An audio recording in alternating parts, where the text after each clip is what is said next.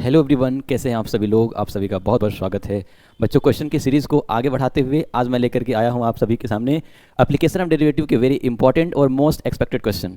तो चलिए बच्चों, क्वेश्चन को सीधे देखते हैं और देखते हैं किस तरह के सवाल पूछे गए हैं या फिर आपके बोर्ड एग्जाम में पूछे जा सकते हैं। तो देखिए, पहला क्वेश्चन आपके स्क्रीन पर दिख रहा होगा। The radius of a circle is increasing at the uniform rate of 3 centimetre per second at the instant when the radius of the circle is 2 centimeter. Its area increases at the rate of dash centimeters का। ये पूछना चाह रहे हैं, मैं आपको समझा दे रहा हूँ। क्वेश्चन क्या कह रहा है कि एक सर्कल की रेडियस है जो इस रेट से 3 सेंटीमीटर पर सेकंड की रेट से जो है चेंज हो रही है। आगे बोल रहा है एट द इंस्टेंट, किसी एक इंस्टेंट पॉइंट पर, व्हेन द रेडियस ऑफ, अच्छा रेडियस दे रखी है आर की वैल्यू 2 सेंटीमीटर। तो पूछ रहा है कि अगर इसकी रेडियस इस रेट से चेंज हो रही है तो इसका एरिया किस रेट से चेंज होगा। इनके कहने का मतलब ये है। तो सिमिलर चलिए देखते हैं। सबसे पहला काम क्या करेंगे बच्चों, इसमें हम गिवन दैट लिखेंगे, फिर आफ्टर हम कंटिन्यू करेंगे। तो देखिए यहाँ पे क्या दिया हुआ है। सबसे पहले हम गिवन लिख लेते हैं। देखिए क्या कह रहा है, याद रखिएगा जब एरिया इंक्रीज करे तो हमेशा पॉजिटिव साइन के साथ लिखते हैं, प्लस में लिखते हैं, और जब एरिया डिक्रीज करे तो हम माइनस साइन के साथ कंसीडर करते हैं। तो यहां पर क्या दे रखा है, हमसे बोला है कि एरिया इंक्रीज कर रहा है। पॉइंट समझिएगा, यहां लिखा है increasing at the uniform rate. It means यहां पर दिया हुआ है, अगर हम रेडियस को आर माने तो d r upon D t is equal to given that 3 centimetre per second. आप कैसे पहचानेंगे, याद रखेंगे सेंटीमीटर जो है रेडियस की यूनिट होती है और पर सेकंड का मतलब है कि ये टाइम रिस्पेक्ट में डिफरेंशिएट हुआ है। दूसरा बोला है किसी इंस्टेंट पॉइंट पर क्या दिया गया है, अच्छा रेडियस दे रखी है हमें यहां पर 2 centimetre. Now we have to calculate the change in area increases at the rate of this. हमें फाइंड करना है, अगर मैं एरिया को ए मान लूं तो D A upon D T find out करना है। अब देखिए ये हमें फाइंड आउट करना है और किसकी बात कर रहा है, सर्कल की बात कर रहा है। बच्चों हम जानते हैं कि सर्कल का एरिया होता है area of circle that is pi are square. तो यहां से हम क्या करेंगे, आप देखिए अगर हम इसको लिख दें ए इक्वल टू में पाई आर स्क्वायर और हम डिफरेंशिएट करेंगे विथ रिस्पेक्ट टू टी, तो क्या मिलने वाला है यहां से, ये बन जाएगा D A upon D T. So that is equal to, now pi तो कांस्टेंट है, ये रहेगा बाहर, और जब आर स्क्वायर का डिफरेंशिएशन करेंगे with respect to T then it will be 2r and dr upon dt. Now dA upon dt is equal to pi, this is 2 into r की वैल्यू देखिए कितनी दे रखी है 2 सेंटीमीटर। तो हम क्या करेंगे, यहां पुट कर देंगे 2 centimetre into D r upon D T की वैल्यू गिवन है 3 सेंटीमीटर पर सेकेंड। तो यहां से क्या करेंगे, हम 3 सेंटीमीटर रख के सॉल्व करेंगे। नाउ यहां पे हो जाएगा D A upon D t is equals to, देखिए 2 3 2 कितना हो जाएगा, देखिए 3 2 जा 6 6 2 जा 12, ये बन जाएगा 12 पाई सेंटीमीटर स्क्वायर पर सेकेंड। ये याद रखेंगे, ये रहा हमारा राइट आंसर। तो इस तरह से सवालों को कंटिन्यू करेंगे। चलिए चलते हैं नेक्स्ट सवाल पर, देखते हैं नेक्स्ट सवाल क्या कह रहा है बच्चों। The amount of pollution content added in air in a city due to x diesel vehicles is given by, देखिए एक हमारे पास लीनियर इक्वेशन गिवन है, सॉरी क्यूबिक इक्वेशन गिवन है। तो पी एक्स इक्वल टू क्या दिया है, क्यूबिक इक्वेशन में 0.005 एक्स क्यूब गिवन है, साथ में प्लस 0.02 दिया हुआ है यहां पर 02 एक्स स्क्वायर प्लस 30 एक्स, ये दिया हुआ है। कह रहा find the marginal increase in the pollution content when 3 diesel vehicles are added and write which value is indicated in the above question। ये पूछना चाह रहे हैं, देखिए यहाँ पे क्या बोला गया है कि अगर 3 डीजल व्हीकल और ऐड कर दिए जाते हैं तो पूछ रहा है कि किसको इंडिकेट करता है, इस क्वेश्चन के बारे में बात कर रहा है। यहाँ देखते हैं क्या दिया हुआ है, कैसे करेंगे। सबसे पहले जब क्वेश्चन दिया हुआ करे, देखिए यहाँ एक्स की वैल्यू दे रखी है, ये जो डीजल व्हीकल ऐड कर रहे हैं ये एक्स की वैल्यू दे रखी है, याद रखेंगे।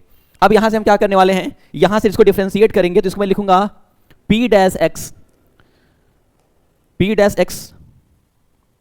ये बन जाएगा P dash x equal to, देखिए जब इसको डिफरेंशिएट करेंगे तो ये बन जाएगा 0.005 इंटू में इसका हो जाएगा 3x square plus 0.02 into 2x plus ये बन जाएगा 30 और x का डिफरेंशिएशन 1। इसको जब सॉल्व करेंगे तो ये बन जाएगा P dash x that is equal to P dash x that is equal to, ये देखिए यहां से अब एक काम करते हैं, हमसे बोला 3 ऐड कर दें, तो x की वैल्यू अगर 3 पुट कर देते तो क्या मिलने वाला है? मैं डायरेक्टली यहां से सॉल्व करता हूं, लाइन बढ़ा देता हूं।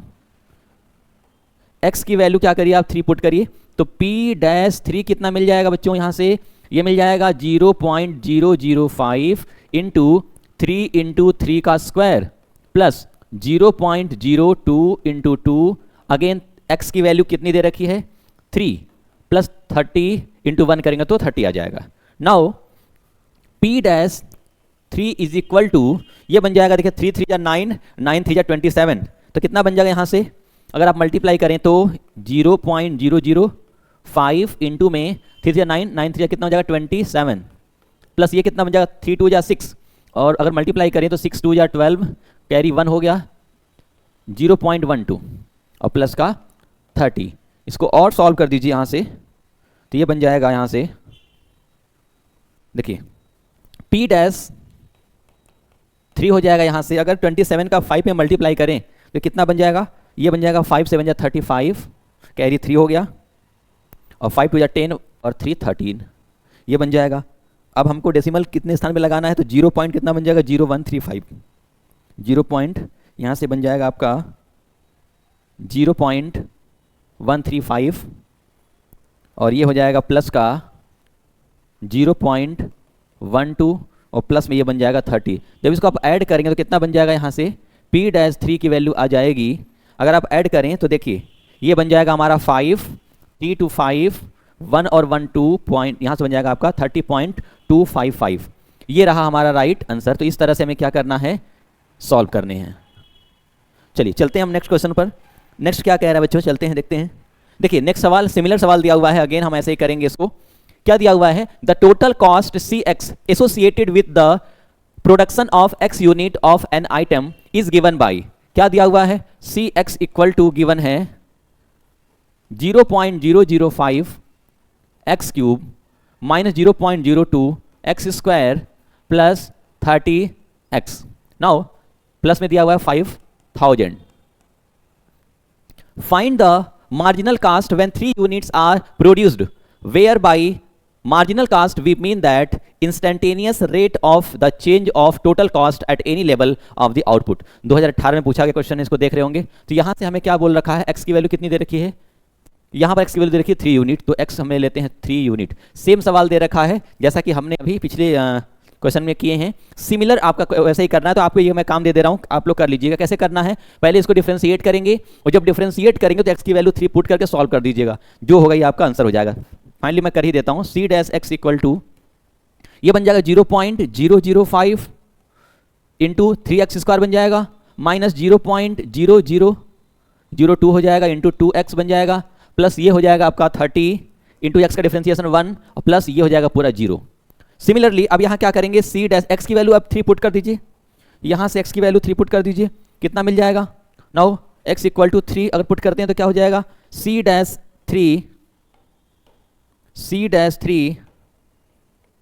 This is equal to 0.005 into 3 into 3 का square minus 0.02 into 2 into 3 plus 30। अब इसको आप रख के जब सॉल्व करेंगे तो सिमिलरली जैसे हमने आपको बताया था वैसे ही आंसर, ये मैं आपके लिए छोड़ देता हूँ, ये आप कर लीजिएगा, सॉल्यूशन करने हैं बस। चलिए चलते हैं हम नेक्स्ट सवाल पर। नेक्स्ट सवाल क्या कह रहा है? देखिए एक अच्छा सा सवाल है। The volume of sphere is increasing at the rate of 3 cubic centimeter per second. Find the rate of increase of its surface area when the radius is 2 centimeter. Question क्या कह रहा है समझिए। क्वेश्चन यहां से कह रहा है, देखिए क्वेश्चन कह रहा है कि अगर इसका वॉल्यूम इस रेट से इंक्रीज कर रहा है तो बोल रहा है कि फाइंड करिए कि जो इसका एरिया है ये किस रेट से इंक्रीज करेगा। यहां पर देखिए हम कैसे फाइंड आउट करते हैं। यहां दिया है क्यूबिक सेंटीमीटर पर सेकेंड, ये किसकी यूनिट होती है? मैं लिख रहा हूं सेंटीमीटर क्यूब पर सेकंड। मान लीजिए अगर आपको पता ना हो कि क्या दिया हुआ है तो भी आप यहां चाहें तो पकड़ सकते हैं। ये दिया है 3 सेंटीमीटर क्यूब पर सेकंड, तो यहां से हम क्या कर सकते हैं? यहां से चाहे तो हम फाइंड आउट कर सकते हैं। ये दिया है 3, ये दिया हुआ है dv/dt की वैल्यू, और लास्ट में हमें रेडियस दे रखी है r की value that is 2 centimetre. Now we have to calculate the rate of increase of its surface area. So we can write here, so ds upon, or we can say dA, now dA upon D t we have to calculate that. Now we know that area, surface area की बात करें, अगर surface area क्या किसकी बात करें, sphere की, तो सरफेस एरिया होता है 4 pi are square, you know all. तो यहां से क्या कर सकते हैं एवरीबडी, अगर इसे हम डिफरेंशिएट करें with respect to T, then now we can say d A upon D t that is equal to 4 pi is the constant and r is differentiating with respect to t, then it will be 2r into dr upon dt. So we can say this is nothing but dA upon dt, this is equals to 4 pi into 2 into r is 2 centimeter. Now dr upon dt, dr upon dt की value हम पहले calculate करते हैं. अब यहाँ पे इसको hold करते हैं, पहले हम फाइंड कर लेते हैं dr upon dt की वैल्यू. तो हमें दे रखा है dv upon dt, तो आपको पता है बच्चों कि अगर हम स्फीयर, वॉल्यूम के स्फीयर की बात करें तो ये बन जाएगा 4/3 pi R cube. Now again we will differentiate this equation with respect to T, then it will be dv upon dt, this is equals to 4/3 pi into 3r square into, अगर r का differentiate करें तो क्या बन जाएगा यहाँ से, तो r का differentiation with respect to t बन जाएगा dr upon dt. This is, तो यहां से क्या मिलेगा, dv अपॉन dt कितना दे रखा, 3 सेंटीमीटर क्यूब पर सेकंड, यहां पुट करेंगे 3, that is equal to 4/3 into pi into 3 again into r की वैल्यू गिवन है, r इज 2, देन 2 का स्क्वायर कर देंगे और यहां से मिल जाएगा dr अपॉन dt. इसकी वैल्यू कैलकुलेट करनी है. आप देख पा रहे होंगे बच्चों 3 से 3 कैंसल आउट हो जाएगा. क्या बचा, इसको हम डिफरेंशिएट करके राइट साइड ले आते हैं, सॉरी यहां सिंप्लीफाई करें dr अपॉन dt की वैल्यू तो कितनी बन जाएगी, यहां से आप देख पा रहे होंगे, देखिए 2 का स्क्वायर करेंगे 4, 4 4 16, तो ये बन जाएगा 3/16 पाई, यू नो ऑल. यहाँ से हो जाएगा 2 4, हाँ 16 अपॉन पाई बन जाएगा, 16 पाई बन जाएगा. तो यहाँ से हमने क्या निकाल दिया, dr अपॉन dt की वैल्यू 3/16 पाई आ गया. अब यहाँ से क्या करेंगे, इसकी वैल्यू कैलकुलेट करके यहाँ पे पुट कर देंगे. तो अब देखिए अगर इस वैल्यू को यहाँ पर हम पुट करें तो dr अपॉन dt कितना हो जाएगा, 3/16 पाई. आप देख रहे होंगे यहाँ से पाई से पाई कैंसिल हो जाएगा, 4 इंटू 2 इंटू 2 ये हो जाएगा 16, ये कैंसिल हो गया. तो क्या मिला यहां से, तो dA अपॉन dt की वैल्यू मिल गई, कितनी मिली, 3. यूनिट क्या बनेगी, तो एरिया यहां पे होगा सेंटीमीटर स्क्वायर में और सेकंड हो जाएगा, टाइम का हो जाएगा सेकंड. तो ये हो गया हमारा राइट आंसर. यहां पूछा गया किस रेट से इंक्रीज करती है तो हम पॉजिटिव साइन लगा के लिखेंगे, अगर पूछता किस रेट से डिक्रीज करती है तो माइनस साइन हम अप्लाई कर देते. तो मैं होप कर रहा हूं कि ये क्वेश्चन आपको समझ में आ रहे होंगे. चलिए चलते हैं हम नेक्स्ट सवाल पर. नेक्स्ट सवाल क्या कह रहा है देखते हैं. कह रहा है अ लीडर 13 मीटर लॉन्ग, देखिए क्या दिया हुआ है, एक लैडर है, एक सीढ़ी की बात कर रहा है जो कि 13 मीटर लंबी है. ये सबसे पहले बता दूं आपको, बहुत इंपॉर्टेंट क्वेश्चन है आपके एनसीईआरटी का, लेकिन बहुत अच्छे सवाल है ये. कह रहा है एक 13 मीटर लंबी एक सीढ़ी है जो एक वर्टिकल और हॉरिजॉन्टल दीवार के बीच में लगी हुई है. आप जरा समझिए कैसे कहना चाह रही है. ये रही हमारी वर्टिकल वॉल और ये रहा हमारा ग्राउंड फ्लोर, और इस पर एक इस तरह से लैडर लगी हुई है जिसकी लेंथ दे रखी है 13 मीटर. आगे क्या बोला गया है, the bottom of the ladder is grazed away from the wall along the ground eight the rate of 2 centimetre पर सेकंड. इसका जो ग्राउंड वाला है, देखिए क्या हो रहा है, जब हम लैडर को ऐसे लगाएंगे तो ग्राउंड के अलॉन्ग क्या कर रहा है, इस पर स्लिप कर रहा है, ये इधर की तरफ बढ़ रहा है, ऐसे इधर की तरफ आगे स्लिप कर रहा है. तो आप समझ पा रहे होंगे अगर ये लैडर मैं ऐसे लगा दे रहा हूं तो अगर ये इधर की तरफ स्लिप करेगा तो ऊपर से क्या होगा, ये डिक्रीज करता हुआ नजर आएगा. तो यहां से क्या होगी, ये डिक्रीज करेगा तो ये इंक्रीज कर रहा होगा. आगे क्या बोला है, how fast is the height on the wall decreasing when the foot of the ladder is 5 metre away from the wall. यहां क्वेश्चन क्या कहना चाह रहा है, देखिए अगर एक काम करते हैं, इसको मैं मान लेता हूं,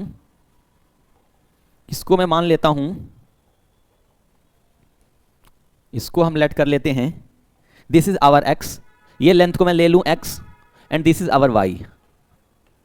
तो यहां से क्या बन जाएगा, आप देख रहे होंगे ये क्या बन रहा है, right angle triangle.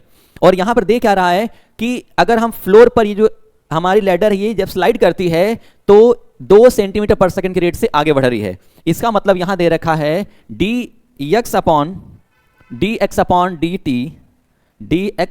dt, so that will be कितना गिवन है, 2 सेंटीमीटर पर सेकंड, ये दिया हुआ है. और हमसे पूछना चाह रहे हैं कि dy अपॉन dt क्या होगा.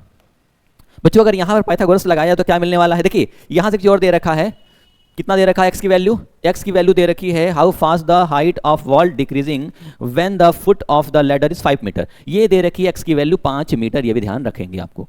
तो अगर आप पाइथागोरस लगाएं तो आप जानते हैं कि 5, 12 और 13 का ट्रिपलेट होता है। ये दिया 13, तो ये हो जाएगा 12, ये हो जाएगा 5। अगर ना पता हो तो आप क्या करेंगे, पाइथागोरस लगाइए और फाइंड आउट कर लीजिए। चलिए करके दिखाते हैं हम। अगर ये हमें परपेंडिकुलर निकालना हो तो क्या करेंगे, अंडर रूट में हाइपोटेनस का स्क्वायर माइनस बेस स्क्वायर, ये करते हैं आप। तो यहां से that is p equals to h की वैल्यू हो जाएगी 13 square minus this is our 5 square. Now it will be, ये 169 माइनस 25 करेंगे तो मिल जाएगा p की वैल्यू अंडर रूट में 144, और 144 का स्क्वायर रूट कितना हो जाएगा 12। तो p मिल गया कितना 12, ये मिल जाएगा आपके 12 सेंटीमीटर जो भी है। तो ये हो गया हमारा y बार है। इस तरह से कैलकुलेट करेंगे। अब देखिए अगर हम पाइथागोरस यहाँ लगाना शुरू करें तो हम जानते हैं हाइपोटेनस का स्क्वायर इक्वल टू में perpendicular square plus base square.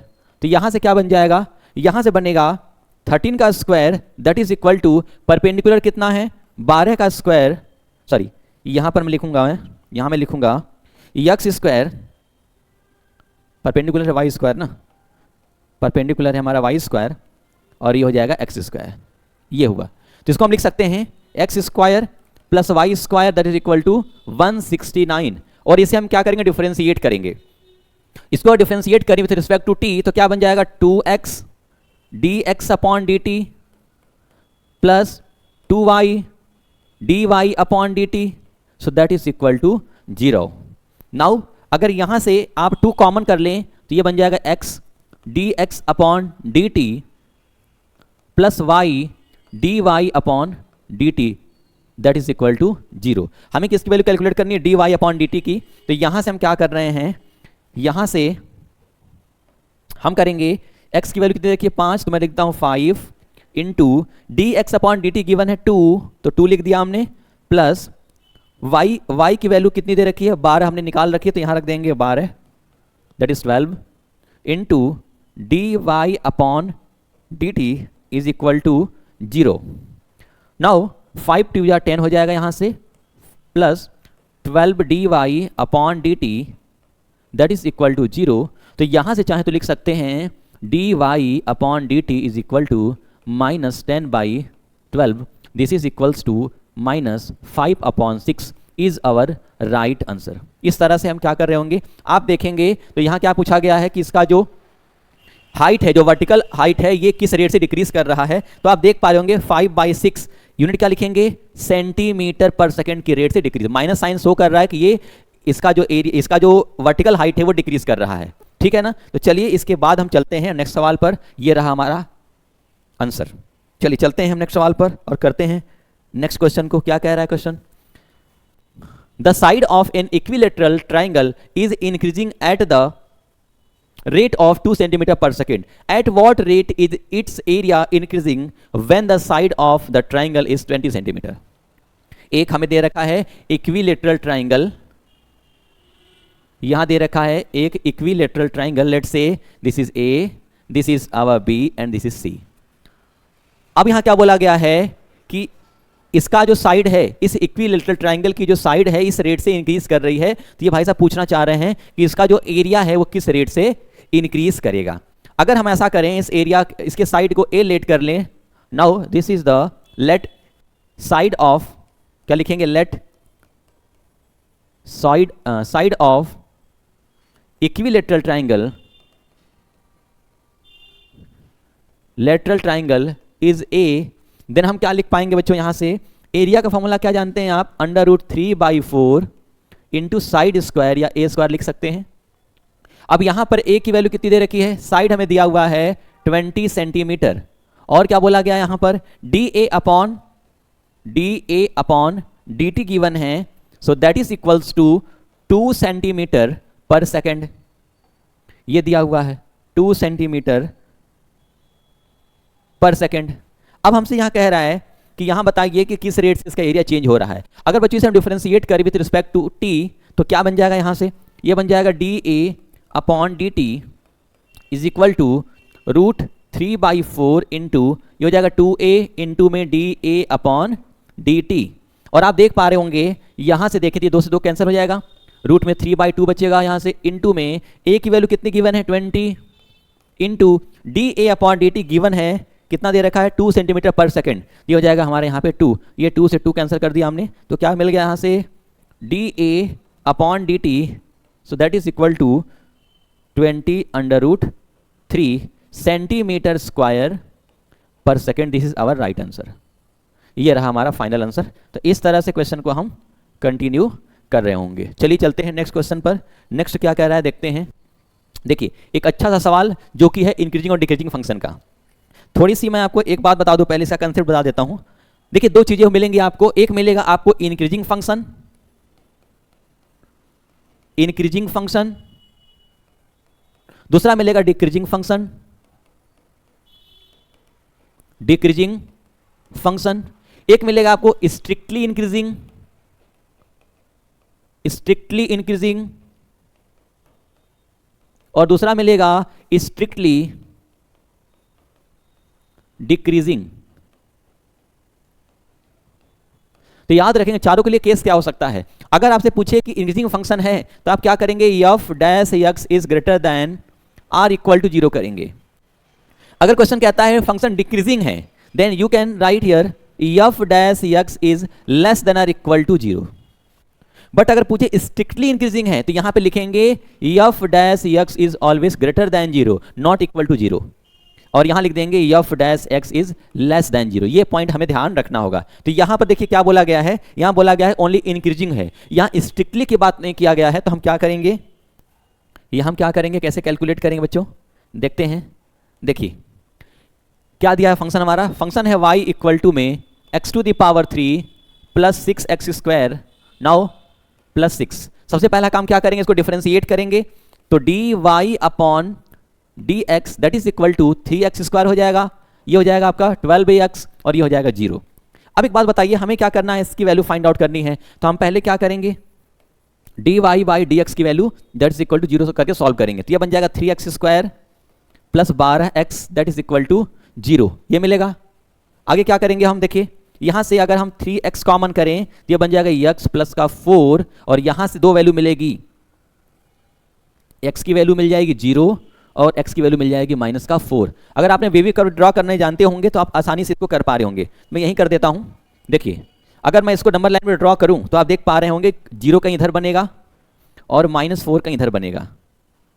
आप देख पा रहे होंगे इसकी जो मैक्सिमम वैल्यू होगी 0 मिल सकती है। तो एक तो ये मिला कर्व, एक ये, और तीसरा ये मिला।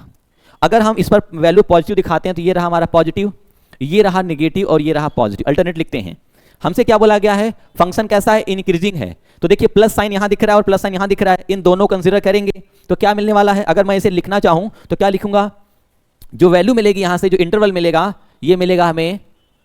देखिए पहले मैं शुरुआत कर रहा हूं यहां से पॉजिटिव से, -4 से कहां जा रहा है, नेगेटिव साइन की तरफ जा रहा है। कहने का मतलब ये लिख सकता हूं मैं माइनस इनफाइनाइट से लेकर के कहां तक, -4 तक, यूनियन साथ में इसको कंसीडर करूंगा तो 0 टू कहां तक जाएगा, इनफाइनाइट तक जाएगा। अगर ये किसी ऑप्शन में गिवन है तो इट मींस ये राइट आंसर होगा। माइनस इनफाइनाइट से -4 union 0 to infinite, option number A correct हो जाएगा बच्चों इस तरह से। तो आपको अगर ये ड्रॉ करने आता है तो आसानी से ये वैल्यू निकाल पाएंगे। ये रहा हमारा राइट आंसर। चलिए तो मैं होप करता हूं कि आपको क्वेश्चन समझ में आए होंगे, ये कंसेप्ट याद रखिएगा। चलिए चलते हैं नेक्स्ट सवाल पर। नेक्स्ट क्या कह रहा है, the function x minus sine x decreases for, पूछ रहा है किस वैल्यू के लिए डिक्रीजिंग फंक्शन है। चलिए फिर से करते हैं। क्या बोला है, इसको मैं मान लूं f x that is equal to x minus sine x. पहला काम क्या करेंगे बच्चों, इसको डिफरेंशिएट करेंगे, x माइनस साइन एक्स, इसको डिफरेंशिएट करेंगे तो एफ डैश एक्स कितना हो जाएगा, यहां से 1 माइनस का ये हो जाएगा cos x। Now f dash x equal to 0 रख के सॉल्व करिए तो हो जाएगा 1 माइनस का, अच्छा फंक्शन यहां दिया है क्या है, इंक्रीजिंग बोला गया है ना, सॉरी डिक्रीजिंग बोला गया है। तो यहां से क्या करेंगे हम, ये ना लिख करके, अभी मैंने क्या बताया आपको, लेस देन और इक्वल टू 0 करके सॉल्व करेंगे। तो ये बन जाएगा 1 माइनस का cos x is less then और इक्वल टू 0। तो यहां से क्या बन जाएगा, यहां से बन जाएगा आपका cos x is greater than 1 sorry equal to 1, ये दोनों मिलेंगे। अब एक बात बताइए, यहां से अगर यहां आप देखें तो क्या कोई वैल्यू पॉसिबल है, cos की मैक्सिमम वैल्यू मैंने क्या बताया था आपको, देखिए cos की जो मैक्सिमम वैल्यू होती है वो -1 से लेकर के 1 तक होती है, -1 से बड़ी और 1 से छोटी।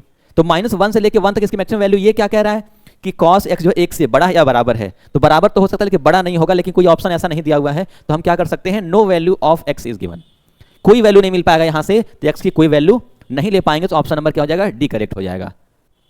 तो अगर आपको इसकी प्रिंसिपल रेंज पता है, तो अपना डोमेन पता है तो कर सकते हैं। चलिए चलते हैं नेक्स्ट सवाल पर। नेक्स्ट क्या कह रहा है, देखिए क्या कह रहा है, so that function f x equal to 4x³ minus 18x² plus 27x minus का 7 is always increasing on r for real number. Real number क्या होता है बच्चों? रियल नंबर होता है माइनस इनफाइनाइट से इनफाइनाइट तक के सारे नंबर।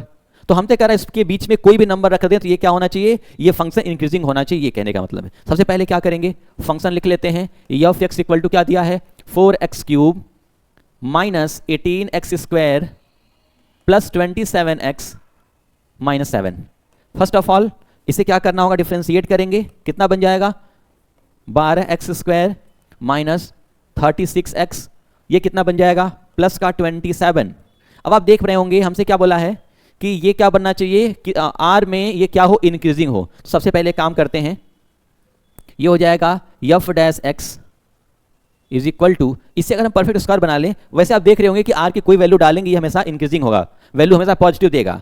लेकिन अगर इसको समझाने के लिए इसको मैं परफेक्ट स्क्वायर बना लूँ तो क्या हो जाएगा, यहां से आप 12 कॉमन कर लीजिए तो क्या मिल जाएगा x², ये बन जाएगा आपका 3x और प्लस का 27। इसमें हम क्या करें, आप जानते हैं जो परफेक्ट स्क्वायर बनाना हो अगर, तो हम क्या करते हैं, x² के कोफिशिएंट को 1 होना चाहिए, ऑलरेडी 1 हमने बना लिया है। अब क्या करते हैं, x के कोफिशिएंट को पकड़ते हैं तो ये -3 दिया हुआ है, इसका क्या करते हैं, हाफ करते हैं, हाफ का क्या करते हैं, स्क्वायर करते हैं, तो ये बन जाएगा 9/4। और यहां पर क्या मिल जाएगा आपको, f dash x equals to 12 हो गया, ये हो जाएगा आपका यहां पर x² प्लस का 3x, और यहां से हम क्या करेंगे, इसमें 9/4 ऐड कर देंगे और 9/4 माइनस कर देते हैं, ये बन जाएगा देखिए, और प्लस का 27। तो आप देख पा रहे होंगे तो ये बन जाएगा f dash x equal to कितना मिल जाएगा, ये हो जाएगा 12। ये देखिए फॉर्मूला बन रहा है यक्स, अगर मैं इसको ऐसे लिखूं, ये बन जाएगा यक्स प्लस 3/2 का होल स्क्वायर माइनस, अगर 12 से इसमें मल्टीप्लाई करेंगे तो क्या बन जाएगा, अभी मल्टीप्लाई नहीं करते हैं, नेक्स्ट स्टेप में कर लेते हैं, प्लस 27। तो यहां से क्या बन जाएगा, अगर मैं इसे सॉल्व करूं 12 से मल्टीप्लाई करिए तो 12, ये बन जाएगा यक्स प्लस 3/2 का होल स्क्वायर, यक्स प्लस 3/2 का होल स्क्वायर, यहां से हो जाएगा माइनस साइन, माइनस के साथ क्या बन जाएगा 12 इंटू में 9/4 और प्लस 27, ये रहेगा, ये है हमारा माइनस साइन,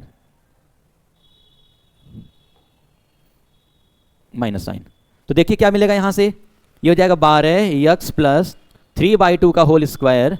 देखिए यहां से अगर देखें तो ये कट जाएगा 3 बार में, 9 3 27, तो ये हो जाएगा -27, ये हो जाएगा प्लस 27, ये दोनों कैंसिल हो जाएंगे। तो आप देख पा रहे जो एफ डैश एक्स आया है वो कितना आ गया, 12x प्लस 3/2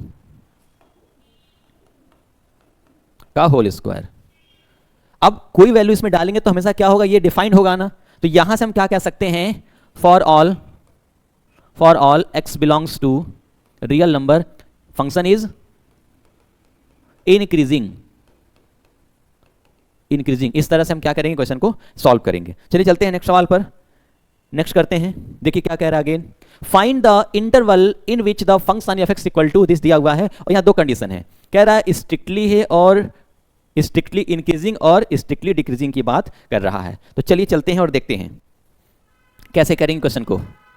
यहां से अगर देखें बच्चों तो क्या दिया हुआ है, यहां दिया हुआ है हमें एफ एक्स इक्वल टू में x⁴/4 और क्या दिया है -x³ आगे दिया है माइनस का 5x² प्लस का 24x और ये हो जाएगा प्लस का 12। सबसे पहला काम क्या करते हैं, हम डिफरेंशिएट करते हैं, तो एफ डैश एक्स कितना हो जाएगा, ये बन जाएगा आपका 4x³ माइनस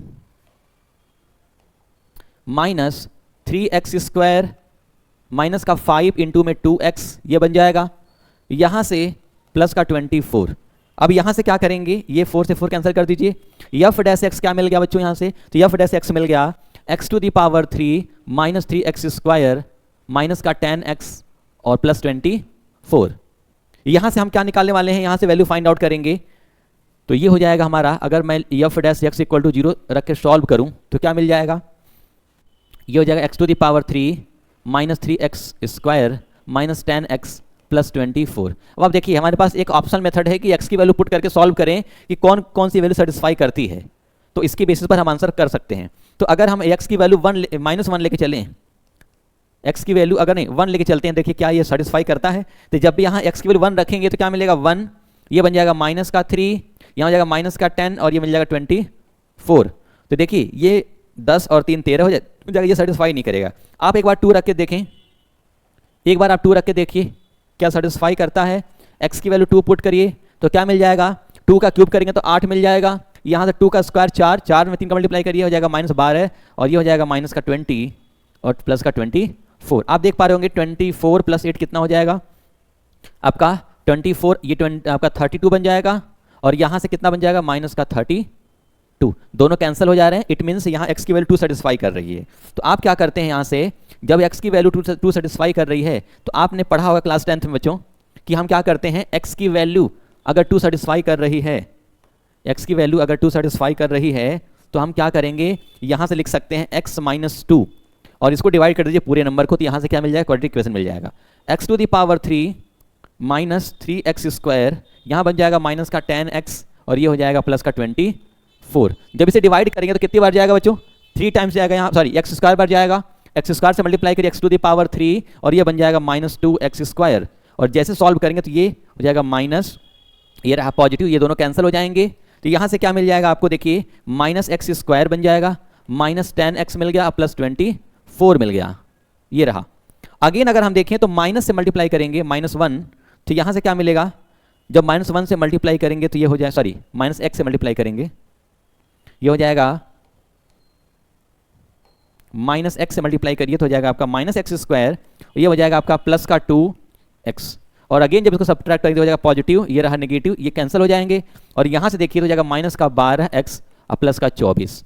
अगेन आप क्या पुट कर सकते हैं, तो यहाँ पर देखिए तो -12 अगर लेंगे तो ये पूरी वैल्यू कैंसिल आउट हो जाएगी।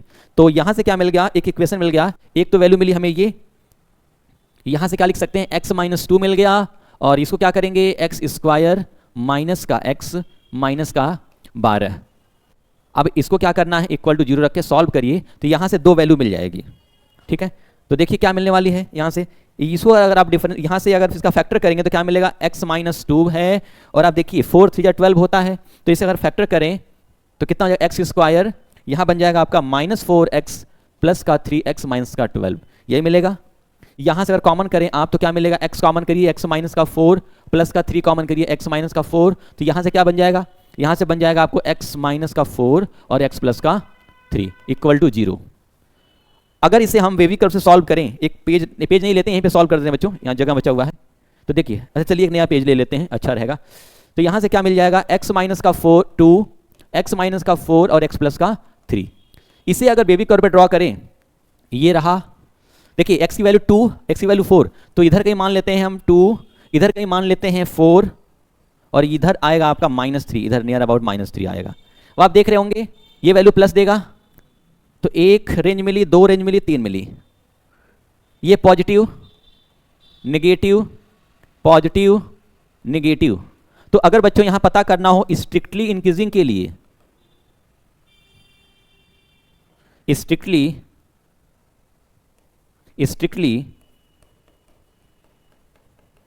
इंक्रीजिंग के लिए तो क्या मिल जाएगा, यहां से देखिए एक वैल्यू पॉजिटिव ये दिख रहा है, एक ये दिख रहा है, तो कैसे लिखेंगे इसको हम लिखेंगे -3 से लेके, सॉरी -3 से लेके कहां तक जाएगा, -3 से लेके कहां तक जाएगा, देखिए 2 तक जा रहा है।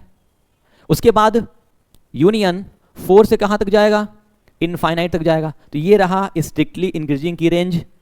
दूसरा अगर पूछे स्ट्रिक्टली डिक्रीजिंग, तो ये कैसे कैलकुलेट करेंगे आप, जहां नेगेटिव मिलेगा, नेगेटिव कहां मिला, यहां तो -इनफाइनाइट से लेकर के -3 तक यूनियन, दूसरा क्या निकालेंगे आप 2 to 4 निकालेंगे। तो इस तरह से हम क्या करेंगे, इसको कैलकुलेट करेंगे। ये 2 रेंज हमारी आ गई। अब एक बार क्वेश्चन को देख लीजिए क्या पूछ रहा था, दोनों के लिए क्या पूछा था, इंटरवल पूछा, तो इंटरवल हमने कैलकुलेट कर लिया। तो बच्चों इस तरह से क्या करेंगे, हम इनको करेंगे। तो बच्चों एक काम करते हैं, आज के लिए हम इतना ही रखते हैं। कल की क्लास में जो बचे हुए क्वेश्चन को हम कंप्लीट करेंगे। आपको एक काम करनी है कि आज जितना भी मैंने पढ़ाया है उसको एक एक करके आपको क्वेश्चन को, वीडियो को पॉज करिए और पॉज करके कोशिश करिए इसको सॉल्व करिए। बड़े इंपॉर्टेंट सवाल हैं जो आपके एग्जाम में 100% आने की पॉसिबिलिटी रखते हैं। ठीक है, तो आप अपना ध्यान रखिए, फिर मिलते हैं कल बच्चों। ठीक है, धन्यवाद।